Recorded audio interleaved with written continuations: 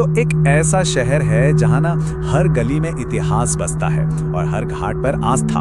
बिल्कुल, आज हम बात करेंगे भारत की आत्मा वाराणसी के बारे में। चलिए मिलकर महसूस करते हैं इस शहर की धड़कन को। सोचिए जरा एक ऐसी जगह के बारे में जहां गंगा की लहरों के साथ साथ मानो सदियां बह रही हों, जहां सुबह की पहली किरण एक प्रार्थना बन जाती है और शाम वो तो आरती की रोशनी में ही ढल जाती है।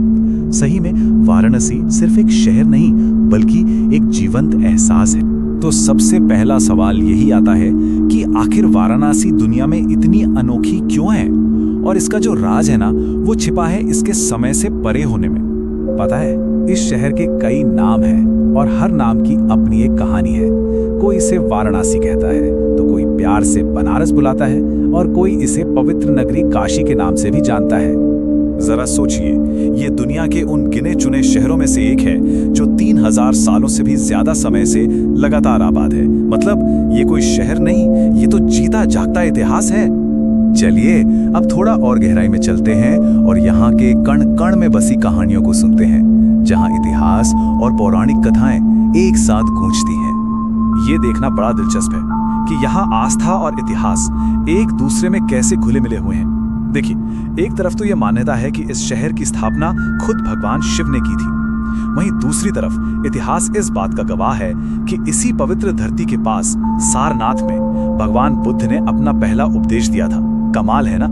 अच्छा, अगर हम वाराणसी को एक शरीर की तरह देखें ना, तो गंगा के किनारे बने इसके जो घाट हैं वो इसकी धड़कनें हैं। सच में शहर का असली जीवन तो यही देखने को मिलता है।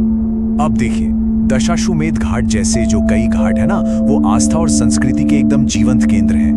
और जब शाम को यहाँ भव्य गंगा आरती होती है तो वो हजारों दियों की रोशनी और मंत्रों की गूंज एक ऐसा माहौल बना देती है जो हमेशा हमेशा के लिए याद रह जाता है। ये सिर्फ एक पूजा नहीं, ये तो आत्मा को छू लेने वाला एक अनुभव है।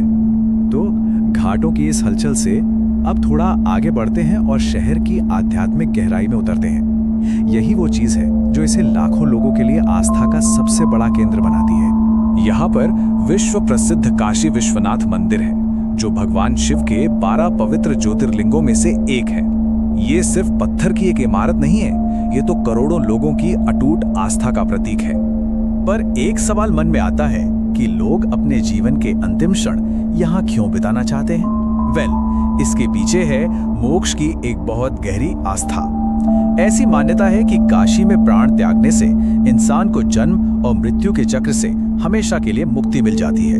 अच्छा, आध्यात्मिकता की बात तो हो गई, लेकिन बनारस का एक और रंग भी है, और वो छिपा है इसकी संकरी गलियों में, जहां मिलता है जीवन का असली स्वाद और यहाँ की अनोखी जीवन शैली।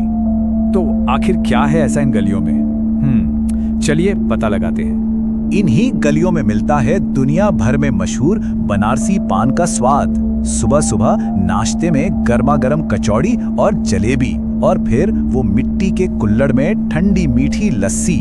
सच कहूं तो ये स्वाद ही तो बनारस की असली पहचान है।